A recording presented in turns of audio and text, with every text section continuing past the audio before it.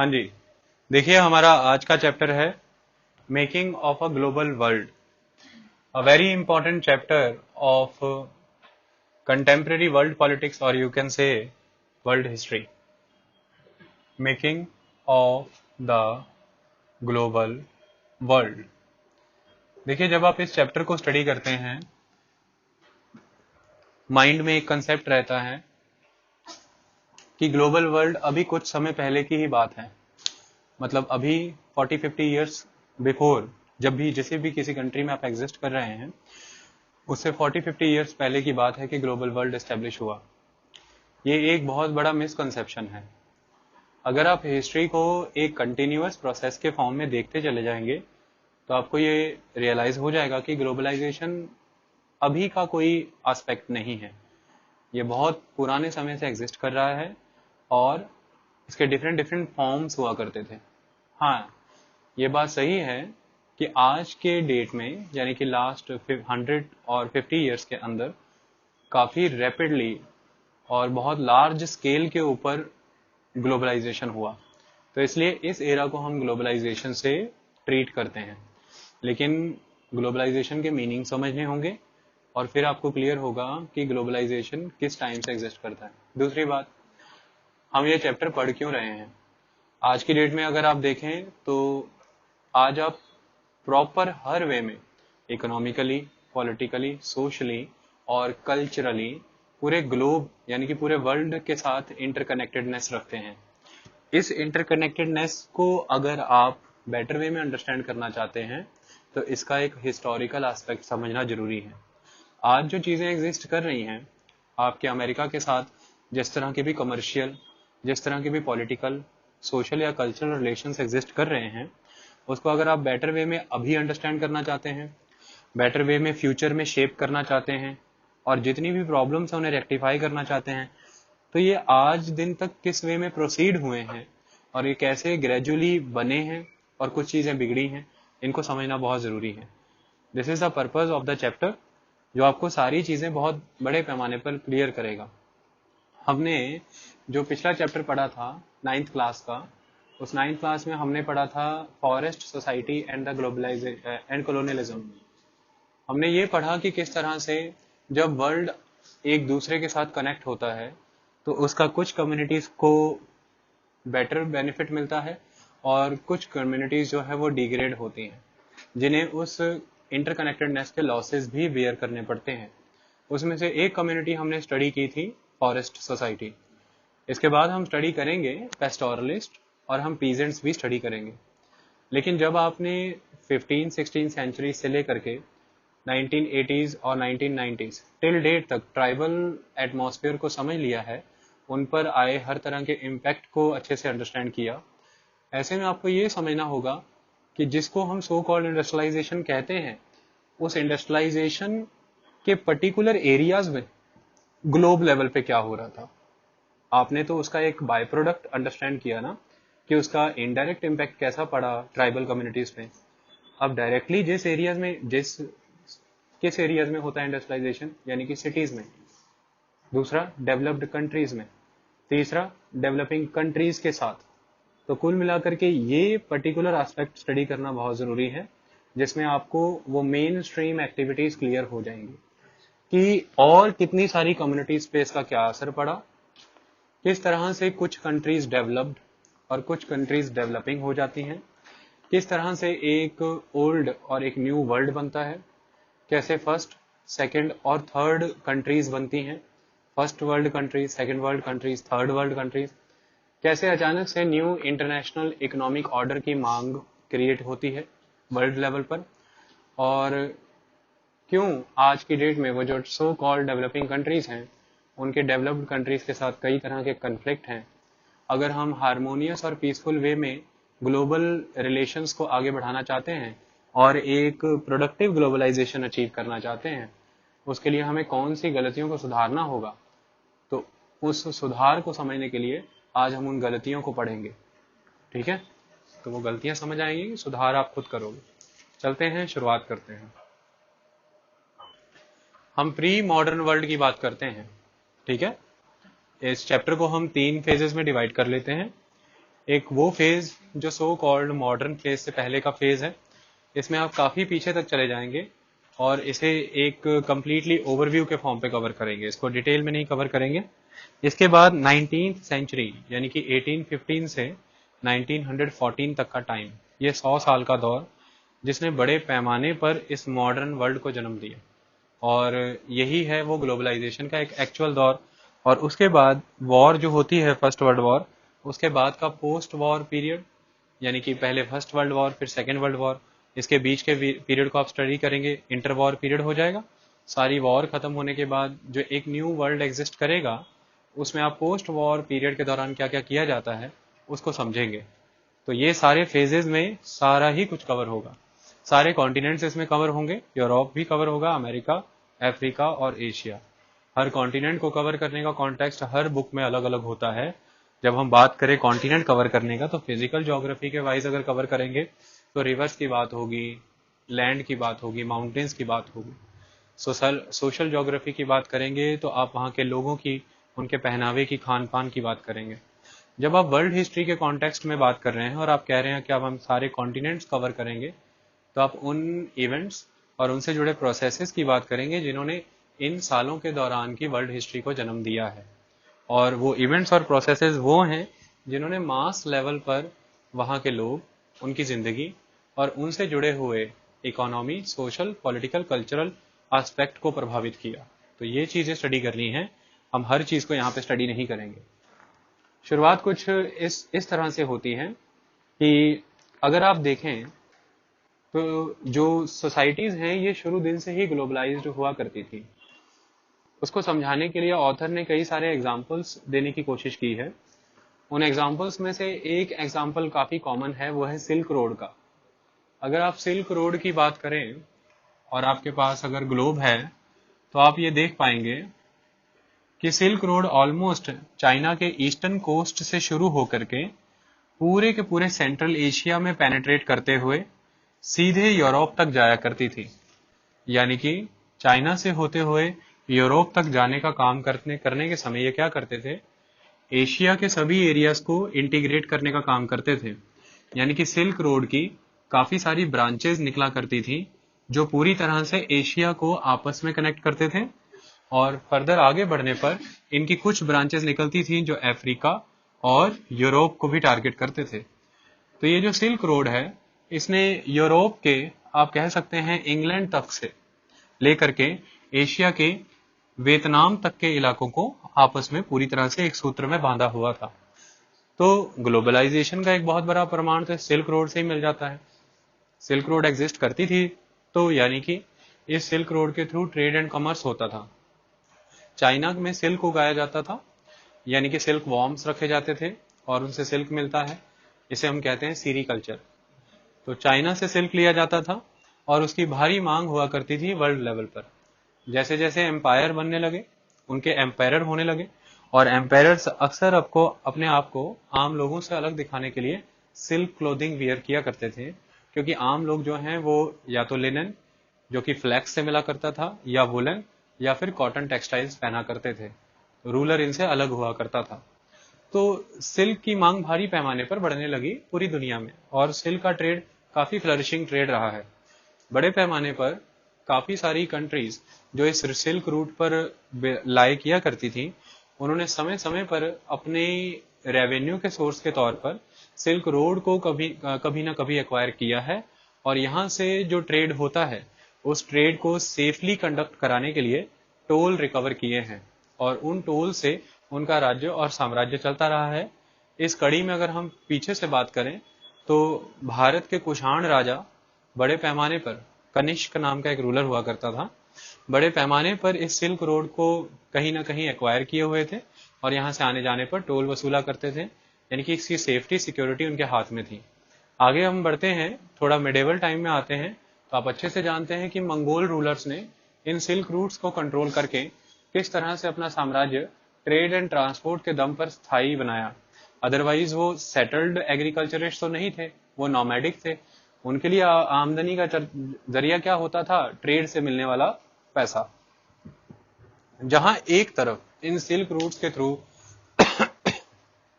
या other roots के through व्यापार हो रहा था, वहीं पर ये रूट्स बड़े पैमाने पर जिम्मेदार हुए कल्चर को एक जगह से दूसरी जगह पेनिट्रेट कराने के लिए।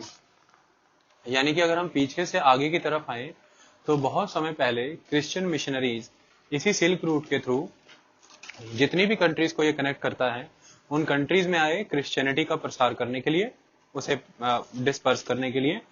इसके बाद उसी रूट को फॉलो किया इस्लाम के रिलीजन के लोगों ने। इन सभी से पहले इस रूट को बड़े पैमाने पर फॉलो करते थे बुद्धिस्ट। तो कभी बुद्धों के द्वारा, कभी क्रिश्चियनों के द्वारा और कभी मुस्लिम्स इस्लाम के द्वारा इस रास्ते का इस्तेमाल किया गया है। यानी कुल मिला के पूरी दुनिया को एक सांस्कृतिक तौर पर, कल्चरली, सामाजिक तौर पर और बड़े पैमाने पर आर्थिक तौर पर जोड़ने का काम ये सिल्क रूट किया करता था। इस सिल्क रूट पर कंट्रोल होने की वजह से ही मंगोल अपना इतना बड़ा इंटरनेशनल एम्पायर बना पाए। मल्टीनेशनल एम्पायर बनाना इजी नहीं था। तो कुल मिला के जो रेडीमेडली अवेलेबल एक सिल्क रूट था उसी ने उन्हें फैसिलिटेट कराया, क्योंकि उसी सिल्क रूट के थ्रू वो अपने बड़े पैमाने पर जो उनका डाक चौकी सिस्टम हुआ करता था, पोस्टल सिस्टम हुआ करता था, उसके थ्रू अपनी इंफॉर्मेशन एक जगह से दूसरी जगह भेजा करते थे।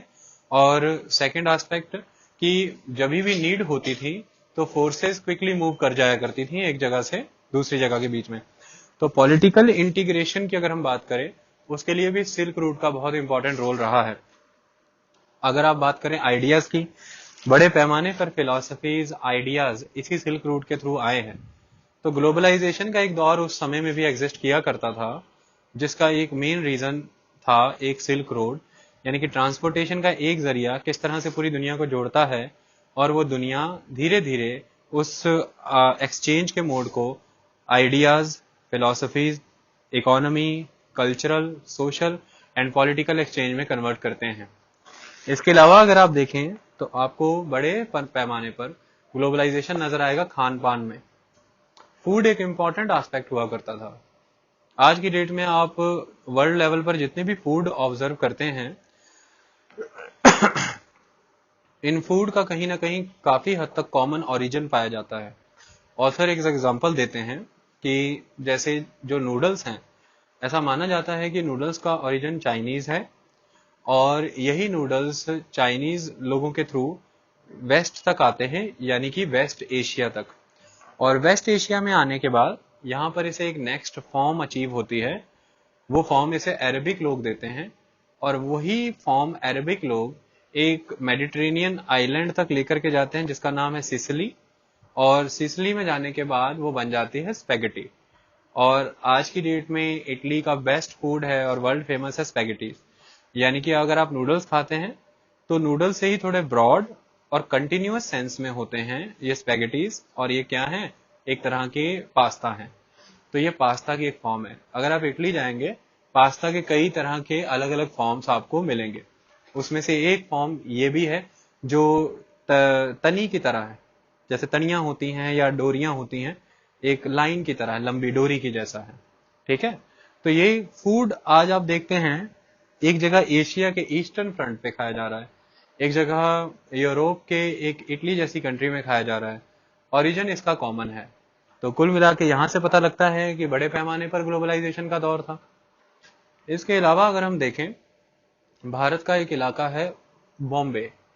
जो बॉम्बे शब्द मैंने इस्तेमाल किया क्योंकि हम पुराने दौर की बात कर रहे हैं ना। तो भारत का एक इलाका है बॉम्बे, जो कि महाराष्ट्र का एक बहुत बड़ा बंदरगाह हुआ करता था, और आज से नहीं, काफी पुराने समय से ही। तो ये जो बॉम्बे का इलाका है, अब यहाँ पर काफी सारे अलग अलग एरियाज के लोग आकर के सेटल होते थे। जैसे अरबी लोग बड़े पैमाने पर अरेबियन सी में व्यापार करते थे, तो उनका भी ठिकाना बना करता था बॉम्बे का इलाका। इसी तरह से जो पारसी हुआ करते थे, पर्शियंस को वहां से बड़े पैमाने पर निकाला। बाद में नेक्स्ट ईरानियन रूलर्स आते रहते थे। तो जो पुराने पारसीज हैं वहां से निकले, जो ज़ोरोस्ट्रियन रिलीजन को फॉलो करते हैं, वो भी यहाँ पर आकर के सेटल हुए। इसके बाद इंडियंस जो डीप एरियाज में रहते थे, वो बड़े पैमाने पर व्यापार करने के लिए इन बंदरगाहों पे आया करते थे। तो सभी का वहां पर एक जगह पे कंसंट्रेट होना, तो यहाँ से एक चीज डेवलप होती है कि सभी का कुछ ना कुछ अपनी लोकल डिशेज हैं, जिसे मिक्स करके वहां पे निकली भाजी। तो जब आप पाव भाजी खाते हैं तो वहां पर उसमें आपको कई सारी सब्जियां नजर आती हैं, और कोई भी सब्जी अपनी एग्जिस्टेंस में नहीं होती है, उसको इतने जबरदस्त वे में ब्लेंड किया जाता है कि एक नई ही फॉर्म डेवलप हो। तो भाजी जो है वो एक तरह का कल्चरल ब्लेंड है कि ओल्ड कल्चर्स मर्ज होकर के सभी का अपना टेस्ट है, लेकिन ऑल इन ऑल जो नया डेवलप हुआ है वो ऑल एक नया प्रोडक्ट है जिसमें पुराने का एसेंस तो है लेकिन पहचान नहीं है। तो ये दर्शाता था उसके कॉस्मोपॉलिटन होने के नजरिए को, कि मुंबई एक कितना बड़ा कॉस्मोपॉलिटन हब था जहां पर इस तरह का एक ब्लेंड क्रिएट हुआ। लेकिन यहाँ की जो एक सब्जी बनी भाजी, उसका ओरिजिन तो कहीं ना कहीं कॉमन रहा, कई सारी जगहों से चीजें आई, तो ये ग्लोबलाइजेशन को दर्शाता है। इसी तरह से ग्लोबलाइजेशन लंबे समय से पूरी दुनिया में चलता रहा है और ये फॉलो हो रहा था। ये बात क्लियर हुई? कोई दिक्कत परेशानी तो नहीं आई? समय आगे बढ़ेगा और समय अब बदलेगा। कैसे बदलता है? खान पान के मामले में जब मैंने आपको समझाया, तो खाना पीना सिर्फ और सिर्फ इस वे में ही लोगों को नहीं जोड़ता था कि उसका ओरिजिन कॉमन था। खाना पीना पूरे वर्ल्ड लेवल पर इस वे में भी इम्पैक्ट करता था कि कई एरियाज ऐसे थे जिन्होंने एक पर्टिकुलर टाइम से पहले वो प्रोडक्ट्स कभी देखे ही नहीं थे, और जब उन्होंने वो प्रोडक्ट्स देखे उसके बाद उनकी लाइफ पूरी तरह से ट्रांसफॉर्म हुई। तो उनकी जिंदगी का बदल जाना ये बात दर्शाता है कि कैसे ग्लोबलाइजेशन ने लोगों की लाइवलीहुड को, उनकी इकोनॉमी, उनकी सोशल हैबिट्स को पूरी तरह से बदला है पास्ट में। तो वो कैसे? बहुत सी चीजें आज भारतीय खाते हैं जो आज से 400-500 साल पहले पता तक भी नहीं थी। जैसे टमाटर का ज्ञान नहीं हुआ करता था, आलू का ज्ञान नहीं हुआ करता था, हरी मिर्च का तो कोई ज्ञान ही नहीं था किसी भी पैमाने पर, सोया का कुछ पता नहीं था, सोयाबीन की दाल जो हुआ करती है, मेज जो है अमेरिका की क्रॉप है, पता नहीं होता था। मोस्टली जब क्रिस्टोफर कोलंबस के द्वारा अमेरिकन एरियाज को एक्सप्लोर किया गया, उन एरियाज से ये क्रॉप्स उनको मिलती हैं, कुछ नॉर्थ अमेरिका से, कुछ साउथ अमेरिका से, और वो सभी की सभी क्रॉप्स इस टाइम के बाद यानी कि 15th सेंचुरी के बाद इंट्रोड्यूस होती हैं कहाँ पे? यूरोप एंड इंडिया में। और उसके बाद से ये पूरी तरह से यूरोप और भारत की पृष्ठभूमि को बदल देती हैं। आज तब से लेके आज दिन तक अगर आप देखें, ये मैं कैटेगरिकली नहीं कहने जा रहा हूँ, फैक्ट्स हैं, किताब में लिखे हैं तो कहने जा रहा हूँ। अगर तब से लेके आज तक आप देखें तो आलू जो है गरीब का खाना बना रहा है बड़े पैमाने पर। क्यों? यूरोप जो हुआ करता था, यूरोप में भारी पैमाने पर गरीबी फैली हुई थी एक समय में। अगर हम 15वीं-16वीं शताब्दी की बात करते हैं, 15-16 सेंचुरी की, पॉवर्टी काफी हाई लेवल पर थी और हंगर भी बहुत बड़े पैमाने पर था। ऐसे में जब उनके सामने एक ऐसी क्रॉप आई जो कीमत में काफी सस्ती थी, बहुत सस्ती थी, क्योंकि उस टाइम पर यूरोपियंस की मेन ईटिंग हैबिट तो कुछ और थी, वो चीजें खा रहे थे जो यूरोप में होती थी। तो जब एक आउटसाइडर आइटम उनके सामने आई और वो सस्ती बिकी बहुत, उन्होंने उसको खाया। तो आलू जो है वो सब्जियों का राजा भी कहते हैं, ऐसे कुछ लोग बैगन को कहते हैं कुछ, क्योंकि आलू से आपकी हर जरूरत पूरी हो जाती है। आलू में भारी मात्रा में काफी चीजें मौजूद हैं। तो आलू खाने से दो चीजें हुई। सबसे पहले बड़े पैमाने पे उनकी हेल्थ डेवलप होनी शुरू हुई, यानी कि वो सेहतमंद होने शुरू हुए, और दूसरा उनकी उम्र लंबी होनी शुरू हो गई क्योंकि उन्हें वो न्यूट्रिशन मिलने लगा, क्योंकि वो पेट भर के दबा के खाने लगे हैं, क्योंकि कीमत बहुत कम है। तो आलू ने पूरी तरह से यूरोप को बदल के रख दिया। एक लंबा दौर यूरोप में चला जिसमें जो गरीब है उसका खाना ही बन गया ब्रेड और आलू। और अगर आप देखें तो आज दिन तक पूरी दुनिया में जितनी भी आइटम्स फास्ट फूड की हैं, उसमें चाहे आप बर्गर ले लें, चाहे आप हॉट डॉग ले लें, चाहे आप सैंडविच ले लें या कुछ भी ले लें, एक कॉम्बिनेशन आपको अक्सर कॉमन मिलेगा पाव का, ब्रेड का, क्योंकि बेक प्रोडक्ट यूज कभी भी यूरोपियंस की एक खासियत हुआ करती थी। एशियंस इनसे टोटली अलग, एशियंस में इंडियंस अलग हैं। इंडियंस हमेशा व्हीट फ्लोर का इस्तेमाल करते रहे हैं चपातीज बनाने के लिए, और ये आज से नहीं लगभग 3000 साल से, जब इजिप्ट में फराओ रूलर्स होते थे उसी समय से ये पर्टिकुलर एरियाज जो हैं ये व्हीट का इस्तेमाल बेक करने के लिए करते हैं, और उसे बेक करके ब्रेड की फॉर्म में खाया जाता है। इस प्रोसेस की शुरुआत तब हुई थी जब यहूदियों के देवता मूसा को बहुत लंबी यात्रा तय करनी थी। तो ऐसे में उन्हें था कि अनाज रास्ते में मिलेगा नहीं, डेजर्ट्स आएंगे और आटे को गूंद के ले जाना ठीक नहीं है, खराब हो जाएगा। तो उन्होंने उसे खराब करके, खट्टा करके, यीस्ट के साथ इंड्यूस करके किसी ना किसी वे में उसको फेंट लिया और उसके ब्रेड बनाने शुरू किए। तो ब्रेड बना के ले जाए गए जो कि लंबे समय तक खराब नहीं हो सकते। उसके बाद बेकिंग कंसेप्ट पूरे यूरोप में, नॉर्दर्न अफ्रीका और वेस्टर्न एशिया में फैल चुका था। इस वजह से बेक कर लिया जाता था चीजों को। तो आप देखेंगे कि ब्रेड और आलू का कॉम्बिनेशन आपको मिलेगा। बाद में 19th सेंचुरी आए, लोग हेल्थ कॉन्शियस हुए, खास तौर पे अमेरिकन। तो आलू को रिप्लेस करके वेजिटेबल्स आ गए, लेकिन ब्रेड का कॉम्बिनेशन इंटैक्ट है, क्योंकि उनका फूड ही ब्रेड है। तो अक्सर आज भी आप देखेंगे तो, क्योंकि यूरोपियंस ने ये सारे कंसेप्ट दिए हैं, तो वो ब्रेड अर्नर कहते हैं। Bread earner, bread word use होता है, ब्रेड बटर या ब्रेड अर्नर, या जहाँ पे कॉर्न उगाया जाता है बड़े पैमाने पर अमेरिका में, उसे कहते हैं ब्रेड बास्केट। वो जो प्लेन एरिया है, मैदान का इलाका, it is a bread basket of America. तो कुल मिलाकर के ये इम्पैक्ट एक नजर आता है हमें कि नई क्रॉप मिलने से यूरोप में एक तबका जो अब तक बहुत एक्सप्लॉइटेड था, वो ऑल इन ऑल रेजुविनेट हो जाता है। और सेकेंड चीज क्या है, इतने बड़े स्तर पर इस फसल को अपनाने लग जाते हैं कि एक समय ऐसा आता है 1840 से 1845 में, जो आयरलैंड का इलाका है, वहां पे आलू की फसल खराब होनी शुरू हो जाती है। इतनी बड़े पैमाने पे फसल खराब होती है कि जो 90% आयरलैंड के लोग हैं वो बुरी तरह से प्रभावित होते हैं। और ये वो दौर है जब भारी मात्रा में आयरलैंड के लोग यहाँ से माइग्रेट करते हैं और अमेरिका जाते हैं या किन्हीं अलग एरियाज में जाते हैं। तो देखिए, एक क्रॉप पहले उसने लाइवलीहुड बदल दिया, लिविंग स्टैंडर्ड चेंज कर दिया, और उनके जो सोशल हेल्थ इंडिकेटर्स हैं उनमें परिवर्तन ला दिए। और दूसरी चीज, एक समय आया उन्होंने उनकी सोसाइटी ही चेंज कर दी, पॉलिटिक्स ही बदल दी जब वो फसल खराब हो गई। तो यहां से ग्लोबलाइजेशन के प्रभाव नजर आते हैं कि ग्लोबलाइजेशन शुरू दिन से ही बड़े पैमाने पर प्रभावित करता रहा है एक दूसरे को। ये कोई अभी रीसेंट फेनोमेना नहीं है। अगर हम और समझना चाहते हैं तो ग्लोबलाइजेशन को कुछ नए कॉन्टेक्स्ट में समझने की कोशिश करते हैं। वो क्या है मैं आपको बताता हूं। समझ आ रहा है? स्टॉपिंग कर रहे हैं, और भी चीजों को समझने की कोशिश करते हैं। अब क्या होता है कि कोलंबस को जब नए एरियाज फाइंड आउट होते हैं, जैसे अमेरिका फाइंड आउट होता है, अमेरिका यहाँ पे कहा गया है नॉर्थ, साउथ और सेंट्रल, सारे अमेरिका को ही कहा गया है। उसके बाद एक चीज होती है, वो क्या है, जो यूरोपियंस होते हैं उनके माइंड में एक कंसेप्ट होता है कि जो साउथ अमेरिका है, यहाँ पर बड़े पैमाने पर प्रीशियस मेटल्स हैं, यानी कि सिल्वर है, गोल्ड है और अदर आइटम्स हैं, और वो हमें चाहिए। तो बहुत तेजी से स्पेनिश और पोर्तुगीज जो हैं वो यहाँ पर आते हैं इन सारी चीज़ों को लेने के लिए। अब देखिए, उनका आना, हथियार इस्तेमाल करना, नए तरह की मिलिट्री और आर्मी का इस्तेमाल करना, ये बातें ठीक हैं एक हद तक, ये अलग चीज़ है। लेकिन अगर हम एक नेक्स्ट एस्पेक्ट से देखें तो जो अमेरिका हुआ करता था, ये जब से कह लो कि यहाँ पे एग्जिस्टेंस हुई है ह्यूमन की, या जब से यहाँ पर लाइफ फॉर्म्स एग्जिस्ट हुए हैं, तो मिलियंस ऑफ ईयर से आइसोलेटेड था, इसका संपर्क नहीं था किसी से।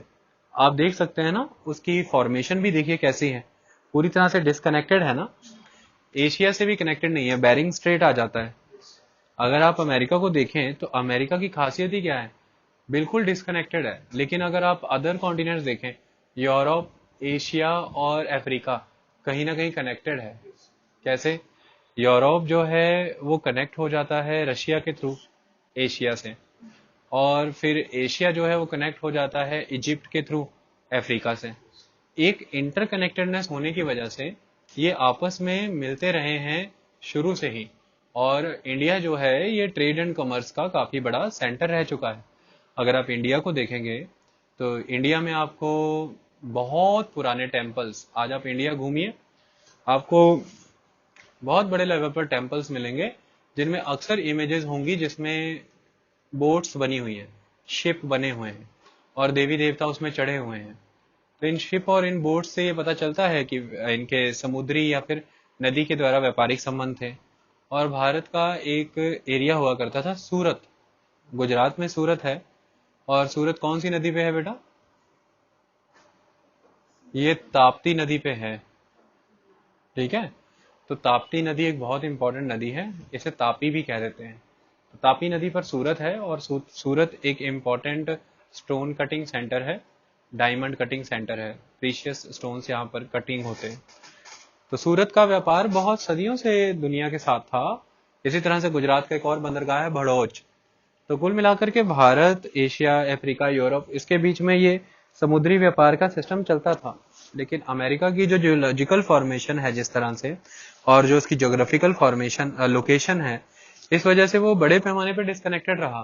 तो होता क्या है, जब कोलंबस को वो मिलता है और उसके बाद जब Spanish, Portuguese and other European countries अपने वेस्टेड इंटरेस्ट की वजह से, यानी कि बड़े पैमाने पर लैंड एक्वायर करने के लिए, बहुत एबंडेंटली अवेलेबल नेचुरल रिसोर्सेज को एक्सप्लॉइट करने के लिए, और बहुत तेजी से यहाँ पर छुपे प्रीशियस मेटल्स को लेने के लिए, जब वो लोग यहाँ पर पहुंचते हैं तो ऐसा कहा जाता है कि बायोलॉजिकल वारफेयर होता है।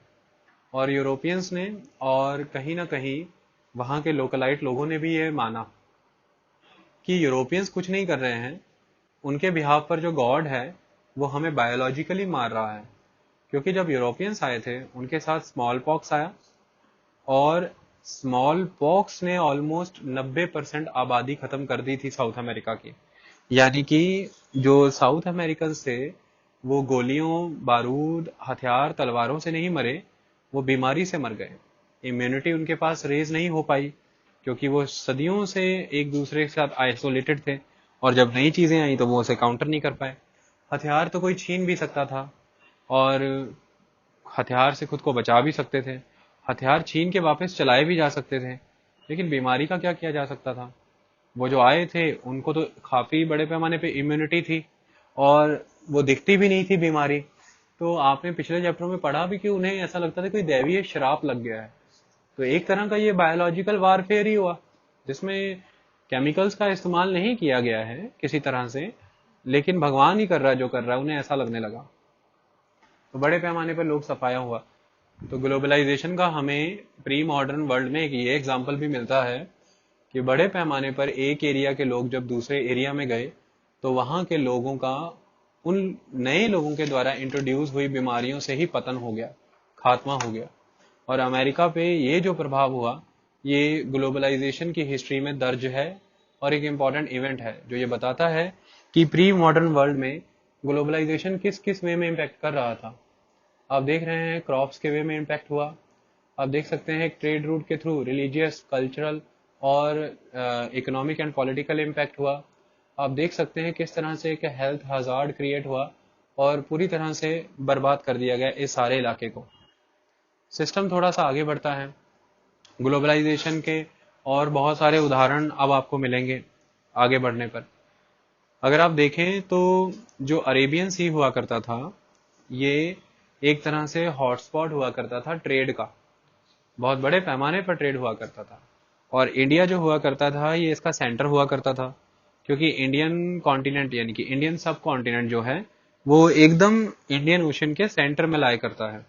तो जो ईस्टर्न कंट्रीज हैं इसकी ईस्टर्न यानी कि साउथ ईस्ट एशियन कंट्रीज, इसमें चाइना को भी हम काउंट करेंगे, वैसे वो ईस्टर्न कंट्री है। तो Indonesia, Vietnam, Cambodia, Laos, Thailand, ये सारी जो हुआ करती थी आज की कंट्री, तब ये किंगडम्स हुआ करती थी।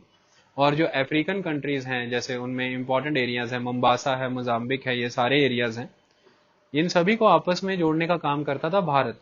तो भारत की ये जो कोस्ट लाइन है, यहाँ के बड़े सारे इंपॉर्टेंट पोर्ट्स हुआ करते थे। और इसी तरह से इंडोनेशिया के कुछ पोर्ट्स हैं जैसे बटाविया है, बंटाम है, दो इंपॉर्टेंट पोर्ट्स हैं। इसी तरह से अगर आप देखेंगे तो इराक का एक पोर्ट हुआ करता था बसरा, ये बहुत इंपॉर्टेंट हुआ करता था। भारत के पोर्ट हुआ करते थे, गोवा हुआ करता था, सूरत हुआ करता था, कोची हुआ करता था, और भड़ोच हुआ करता था। इसी तरह से अगर आप ईस्टर्न कोस्ट की बात करें, इंडिया के ईस्टर्न कोस्ट में मछलीपट्टनम बहुत बड़ा पोर्ट हुआ करता था। और बहुत पुराने समय की बात करूं तो एक पोर्ट हुआ करता था ताम्रलिप्ति। तो इसी तरह से अफ्रीका के मैंने आपको बताया मोम्बासा इंपॉर्टेंट हुआ करता था, मोजाम्बिक इंपॉर्टेंट हुआ करता था। ये डिफरेंट डिफरेंट पोर्ट्स हैं जिनके थ्रू लोग बड़े पैमाने पर ट्रेड एंड कमर्स एक्टिविटी के थ्रू जुड़े हुए थे। और in trade and commerce activity का कल्चरल इम्पैक्ट बहुत बड़ा था। यही रीजन है कि यहाँ के आसपास के लोगों को आप देखें, आपको एग्रीकल्चर सिस्टम में, आपको किंगडम सिस्टम में और आपको इकोनॉमी और सोसाइटी में काफ़ी सिमिलैरिटीज़ नज़र आएंगी। तो यहाँ से भी हमें ग्लोबलाइजेशन का इम्पैक्ट क्लियर होता है। उसके बाद जब यूरोपियंस ने नए ओशियन रूट्स और नए ट्रेड रूट्स फाइंड आउट किए, उन्होंने नए वे में कन्वर्ट किया ट्रेड एंड कॉमर्स को, जो कि पूरी तरह से अब बदलने लगा था और उसकी फॉर्म भी चेंज होने लगी थी। तो उस चेंज्ड फॉर्म को भी ऑब्जर्व किया गया कि ये भी ग्लोबलाइजेशन का फॉर्म था। कैसे? जब यूरोपियंस ने नई कंट्रीज को फाइंड आउट किया तो कुछ चेंजेस एग्जिस्ट होने शुरू हुए। वो चेंजेस क्या थे? सबसे पहला चेंज ये हुआ करता था कि जो अनएक्सप्लोर्ड एरियाज अब तक हुआ करते थे यूरोपियंस के द्वारा, वो एरियाज मोस्टली फॉरेस्ट डिवेलपर्स के हुआ करते थे और यहाँ पर इकोनॉमी का बेस फॉरेस्ट्री हुआ करता था। लेकिन आप एक चीज देखेंगे कि all of a sudden forest जो है वो कन्वर्ट होते हैं एग्रीकल्चरल लैंड्स में, और चूंकि लैंड मुफ्त में मिलेगा, फ्री में मिलेगा, जिसकी वजह से आपको एक चीज नजर आएगी कि लैंड बड़े पैमाने पर बहुत बड़े बड़े ग्रुप्स में डिवाइडेड होंगे। तो इतने बड़े बड़े एग्रीकल्चरल फार्म लैंड्स देखना, ये भी एक तरह से प्री मॉडर्न वर्ल्ड की ग्लोबलाइजेशन की ही देन है। बहुत ही कम समय में अननेचुरल वे में फॉरेस्ट का एग्रीकल्चरल लैंड में कन्वर्ट होना, यह भी प्री ग्लोबलाइजेशन वर्ल्ड की देन है। अब लोगों का एक एरिया से दूसरे एरिया में जाके एग्रीकल्चर लैंड डेवलप करना, इसके भी तो कई सारे कारण हो सकते हैं। उन कारणों की अगर हम बात करें तो यूरोप को समझना जरूरी है यहाँ पर। अगर हम बात करें 14 से 16, 17 और इनफैक्ट 18 सेंचुरी तक के यूरोप की, तो यूरोप में काफी सारे डिस्टर्बेंसेस थे। जैसे यूरोप में तेजी से इंडस्ट्रीज बढ़ रही थी और इंडस्ट्रीज लगने की वजह से सिटी लाइफ बढ़ रही थी। सिटी लाइफ बढ़ने की वजह से काफी बड़े पैमाने पर लोग सिटीज की तरफ बढ़ रहे थे और वहां पर स्कैटर्ड सेटलमेंट्स, या कह सकते हैं कि बहुत ही कंजस्टेड हैबिटेशंस डेवलप हो रहे थे। इस वजह से सिटी लाइफ में जो बेसिक अम्यूनिटीज हैं उनकी काफी बड़े पैमाने पर डेप्रीवेशन थी और डेफिशिएंसी थी। सेकंड एस्पेक्ट, इंग्लैंड इस समय, सॉरी मैंने पहले यूरोप कहा ना, इंग्लैंड तो नहीं कहा ना। सेकंड, यूरोप इस समय काफी सारे रिलीजियस डिस्टर्बेंसेस में घिरा हुआ था। डिफरेंट डिफरेंट रिलीजन्स जो क्रिश्चियनिटी से ही बिलोंग करते हैं, उनमें आपस में काफी सारे वॉर्स थे, यानी कि किसी को भी कोई दूसरा रिलीजन टॉलरेट नहीं होता था। इनटॉलरेंस बहुत पीक पे हुआ करता था। इसकी वजह से अगर कोई भी किसी तरह का कोई डिसेंट रखता है, यानी कि जो एस्टेब्लिश्ड नॉर्म्स या बिलीफ्स हैं उनके अगेंस्ट कुछ भी बोलना चाहता है, उसे या तो परसिक्यूट कर दिया जाता था और या फिर डिपोर्ट कर दिया जाता था। तो तीसरा, बड़े पैमाने पर जो लोग थे गांव के एरिया में रहने वाले, यानी कि जो रूरल एरियाज के लोग थे, उनका एग्रीकल्चर जो है वो डिग्रेड हो रहा था और इसकी कॉस्ट पे इंडस्ट्रीज जो है वो बढ़ती चली जा रही थी। तो कुल मिलाकर के एग्रीकल्चरल कम्युनिटी डिससेटिस्फाइड है।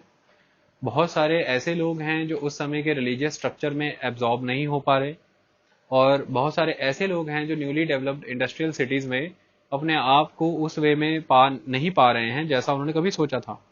ये सारे कारण हैं जिसकी वजह से लोग बड़े पैमाने पर माइग्रेट होंगे, और माइग्रेशन ग्लोबलाइजेशन का एक पार्ट है। ये बात आप हमेशा याद रखना। कभी भी ऐसा नहीं हो सकता कि ग्लोबलाइजेशन है और माइग्रेशन नहीं है, क्योंकि ग्लोबलाइजेशन का मतलब ही है फ्लो। फ्लो किस चीज में हो सकता है? सबसे पहला फ्लो हो सकता है ट्रेड का, ट्रेड एंड कॉमर्स का, यानी कि आर्टिकल्स फ्लो कर सकते हैं एक जगह से दूसरी जगह, goods and services. So it is a flow of goods and services. Second flow किस चीज का हो सकता है? कैपिटल का, यानी कि इन्वेस्टमेंट का। तो कुल मिलाकर के पैसा एक जगह से दूसरी जगह जा सकता है। तीसरा फ्लो हो सकता है लोगों का, लेबर का, पीपल, लेबर। अब फ्लो लेबर के फॉर्म में हो सकता है, फ्लो माइग्रेशन के फॉर्म में हो सकता है, फ्लो एज अ ट्रेवलर हो सकता है, या एज अ ट्रेडर हो सकता है, या एज अ इन्वेडर हो सकता है, या कुल मिलाकर के एज अ एस्थेटिक वैल्यू। आप एक जगह छोड़ के बेटर लिविंग कंडीशन के लिए किसी और जगह पे रहना चाहते हैं। किसी भी रीजन से जो गुड्स एंड सर्विसेज हैं, जो मनी है, कैपिटल है, और जो लोग हैं, ये एक जगह से दूसरी जगह मूव करते हैं, ये एक तरह का ग्लोबलाइजेशन है। इसे हम वैश्वीकरण कहते हैं, यानी कि बॉर्डर्स इन्हें रोक नहीं रहे हैं, तभी ये ग्लोबलाइजेशन है। अगर इनको रोका जाता है तो फिर ये लोकलाइजेशन है, फिर वो रीजनलिज्म है, ग्लोबलाइजेशन नहीं है।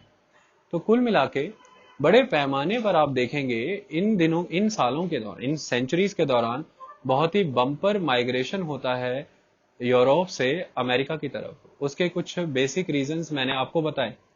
एक तो आपने ये देखा कि यूरोप में ब्लैक डेथ जैसा एक कंसेप्ट होता था, है ना, प्लेग फैल गया था बहुत तेजी से और ब्लैक डेथ हुआ। तो ब्लैक डेथ का वहाँ एपिडेमिक्स फैल जाना, दूसरा वहाँ पे बेरोजगारी हो जाना और गरीबी हो जाना, महंगाई हो जाना और लोग काफी बड़े पैमाने पर भूखे हो जाना, हंगर हो जाना। तीसरा, वहां का निर्माण सही ढंग से नहीं होना, जिसकी वजह से उन्हें वो सुविधाएं नहीं मिलना। अब ऐसे में ऊपर से स्पेकुलेशंस इतनी हैं कि अमेरिका में काफी सारे अपॉर्चुनिटीज हैं। इन स्पेकुलेशंस ने लोगों को मजबूर किया अमेरिका की तरफ आने के लिए। सबको लगा कि हम वहां का सिल्वर ले लेंगे, गोल्ड ले लेंगे, पहला। दूसरा, सभी को ये लगा कि हम वहां पर जाएंगे और वहां पे कौड़ियों के भाव दाम है जमीन का, और हम बड़े बड़े फार्म्स लेकर के अपने सपने पूरे करेंगे। कुछ ने सोचा कि हम फार्म हाउसेस बनाएंगे, पोल्ट्री फार्म करेंगे, कुछ ने बोला हम कैटल रियरिंग करेंगे। तो कुल मिलाकर के ये सभी तरह के सपने लिए लोग यहाँ पर आने लगे। ये एक ग्लोबलाइजेशन का परिणाम है। ग्लोबलाइजेशन ने एक दूसरा फॉर्म भी दिखाया, एक अनदर फॉर्म भी दिखती है। वो क्या? अब जब आप इतने बड़े पैमाने पर अमेरिका में आने लगे हैं तो अमेरिका की एक खासियत हुआ करती थी। मोस्टली आप एक बात हमेशा लाइफ में याद रखना कि जितने भी एरियाज एक्सप्लोर हुए हैं ना, उन एरियाज की एक खासियत हुआ करती थी। खास तौर पर इसमें अफ्रीका और अमेरिका आता है। इन लोगों के पास लैंड इतना एबंडेंटली अवेलेबल होता था, फॉरेस्ट इतने हुआ करते थे, और लाइव स्टॉक यानी कि पशु इतने होते थे कि इन्हें कभी वेज के लिए काम करने की जरूरत ही नहीं पड़ी। तो ये कभी एज अ वर्कर काम नहीं करते थे, ये हमेशा अपने लिए लेबर परफॉर्म करते थे और सारी की सारे कामकाज परिवार के द्वारा मिलके होता था। क्योंकि अगर लैंड की कमी हो, जमीन की कमी हो, नेचुरल रिसोर्सेज की कमी हो और किसी तरह से लाइफ स्टॉक की कमी हो, तो आप कुछ इस तरह की चीजों को अर्न करने के लिए वेजेस अर्न करेंगे जो चीजों की सेटिस्फेक्शन आप अपने लेवल पे नहीं कर पा रहे हो। लेकिन जंगल से हर वस्तु मिलती थी, जमीन से बाकी चीजों उगा लेते थे, और बाकी पशुधन होता ही था तो पशुओं से मिल जाता था, अपनी जरूरत की हर आवश्यकता पूरी होती थी। तो यूरोपियंस जब इन एरियाज में आए हैं, उनको एक कॉमन प्रॉब्लम बहुत स्ट्रांगली एनकाउंटर करनी पड़ी है। वो क्या है? अमेरिका में भी और अफ्रीका में भी लैंड बहुत ज्यादा था और पॉपुलेशन यहाँ की नेचुरल बड़ी कम थी। अब पॉपुलेशन इतनी कम होने की वजह से इनको बहुत डेफिशिएंसी फील हुई, किसकी? लेबर की। लेबर की कमी बहुत भारी पैमाने पर महसूस हुई। यही कारण है कि अमेरिका देख लें, चाहे वो नॉर्थ अमेरिका था, चाहे सेंट्रल अमेरिका था, सेंट्रल अमेरिकन आइलैंड्स, चाहे वो साउथ अमेरिका है, एक रीजन था क्लाइमेटिक जिसकी वजह से यूरोपियंस इतनी गर्मी में काम नहीं करना चाहते थे। दूसरा रीजन था हार्डवर्क, इतना इजी नहीं था ग्रासलैंड्स को एग्रीकल्चर लैंड में कन्वर्ट करना, जंगलों का सफाया करना। तीसरा था एडेप्टेशन, जंगलों के रास्ते, जंगली जानवर और इन चीजों को वो नहीं समझ पाते थे, क्योंकि यूरोपियन क्लाइमेट और ये ट्रॉपिकल क्लाइमेट में जमीन आसमान का अंतर था। हो सकता है उनका एनकाउंटर ही पहली बार हुआ आदिवासियों से, ट्राइबल लोगों से। तो कुल मिलाकर के इन सारे कारणों से, और तीसरा यहाँ पर लोकल पॉपुलेशन अवेलेबल नहीं है, और जो है अवेलेबल उसको किसी कीमत पे भी वर्कर के तौर पे काम नहीं करना है, उसको ऐसी कोई गरज ही नहीं है, कोई चीज की जरूरत ही नहीं कि वो काम करे। तो ऐसे में लेबर की कमी होने के लिए कुछ खास तरह के सिस्टम्स अपनाए गए, और उन सिस्टम्स, वो सिस्टम मैं अभी एक्सप्लेन करूंगा, उन सिस्टम्स के तहत आपने लोगों को हेल्पलेस किया, और उस हेल्पलेसनेस एटीट्यूड की वजह से लोगों को एक जगह से दूसरी जगह माइग्रेट किया गया एज अ स्लेव, और फिर वो वहां जाकर के काम करने लगे और वहां रहने लगे। तो नॉर्दर्न और साउदर्न अमेरिका या सेंट्रल अमेरिका में जितना भी एग्रीकल्चर परफॉर्म किया गया है, चाहे वो प्लांटेशन एग्रीकल्चर है, दूसरा चाहे वो माइनिंग एक्टिविटीज है, तीसरा चाहे वो किसी तरह से फूड ग्रेन एग्रीकल्चर है।